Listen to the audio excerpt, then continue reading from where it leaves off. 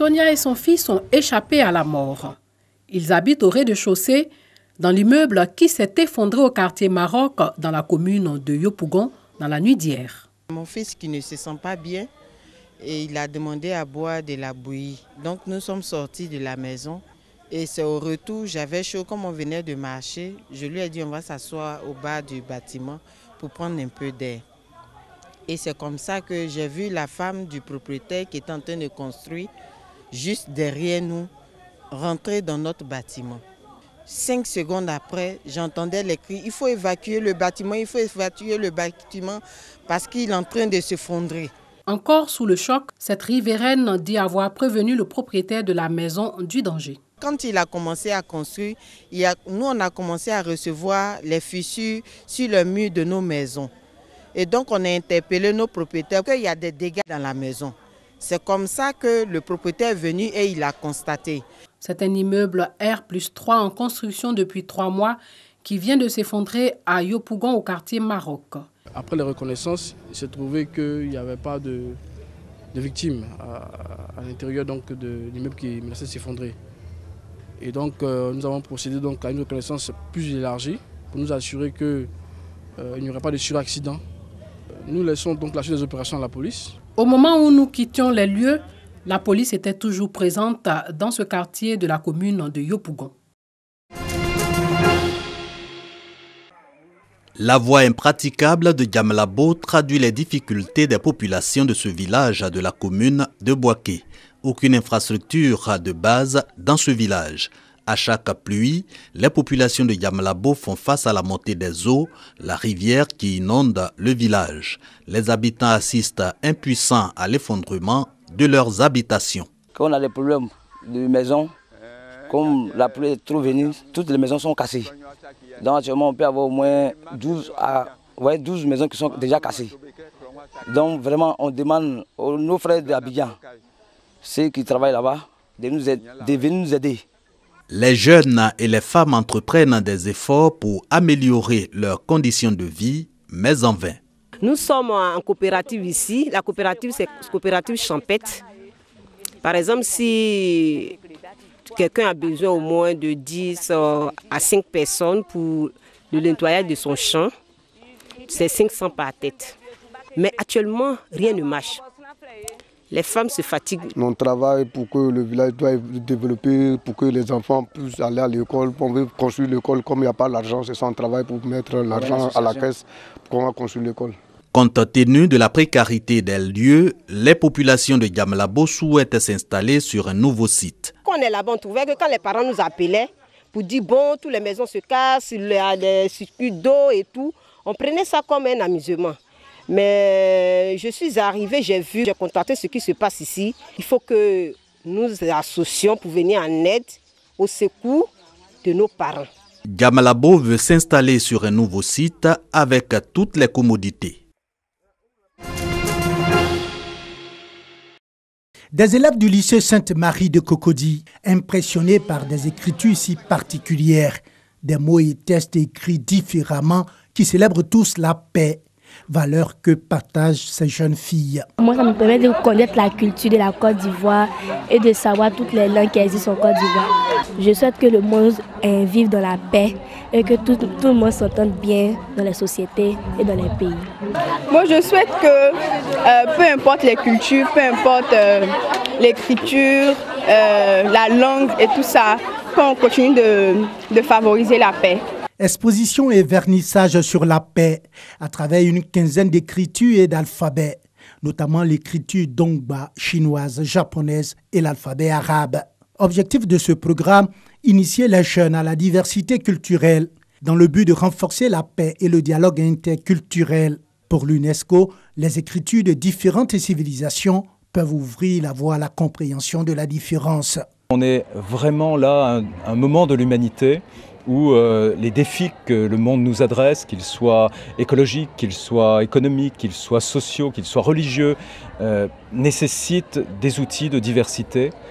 Et que je puisse, moi, à Abidjan, lycéen d'Abidjan, dire dans mon entourage, regardez, ça c'est l'écriture persane, ça c'est l'écriture mandombé, ça c'est l'écriture thaï. et que je sois heureux de communiquer ce fragment d'humanité. Derrière l'écriture se cache la culture, un vecteur de rapprochement des individus et des peuples. Une conviction que partagent l'UNESCO et les autorités. Les compétences interculturelles sont fondamentales pour le dialogue interculturel et pour le rapprochement des cultures.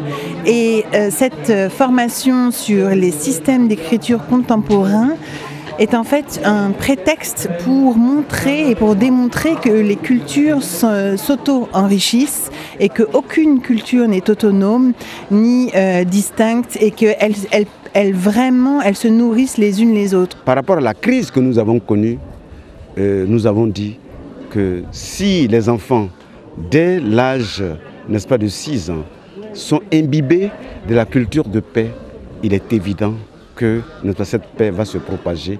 Et quand ils deviendront, n'est-ce pas, des adultes, ils ne pourront que cultiver, propager cette culture, n'est-ce pas, de paix. Donc cet atelier qui vient, nous sommes aujourd'hui, n'est-ce pas, à un début.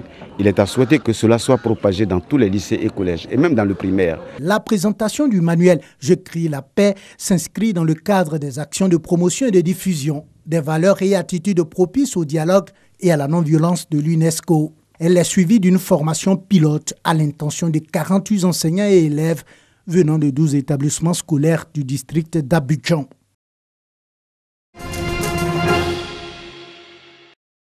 Le temps pour la Fondation Félix Houphouët-Boigny pour la recherche de la paix d'en mobiliser le financement et sera érigée ici une statue géante du premier président de la République.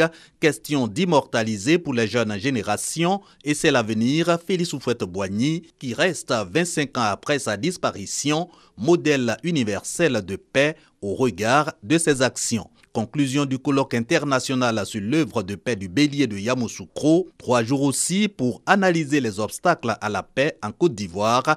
Puis les scientifiques invitent à la culture de la paix.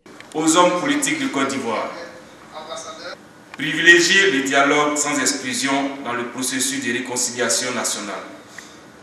Privilégier le dialogue dans la résolution de tout différend en Côte d'Ivoire.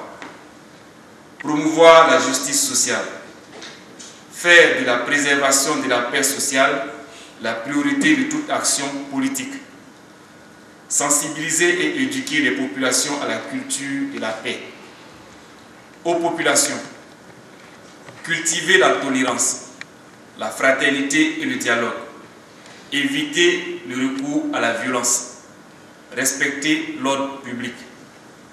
Cultiver la discipline. Le colloque d'expliquer l'absolue nécessité de ce changement collectif de comportement indique la paix comme socle de vivre ensemble et de développement.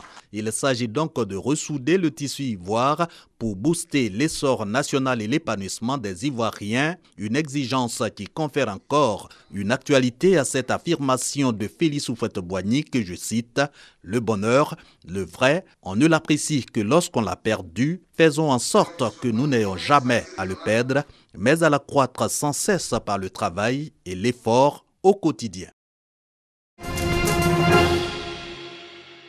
Des abris de tôle recouvrent cette petite île de 2000 mètres carrés sur le lac Victoria. Des centaines de pêcheurs d'Afrique de l'Est sont venus s'y installer. Même petit, ce bout de terre est au centre de vives disputes entre le Kenya et l'Ouganda. C'est les Kenyans ici.